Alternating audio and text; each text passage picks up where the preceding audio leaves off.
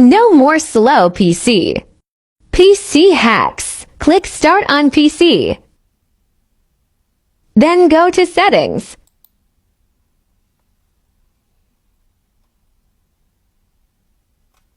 Type Background App on the search bar of Settings.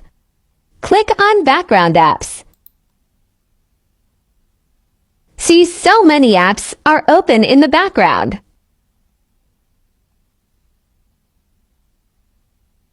This is making your PC slow.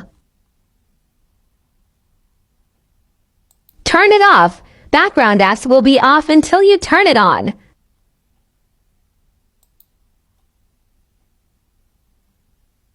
Restart your PC and see the magic. Your PC will be faster than before. Follow us for more videos.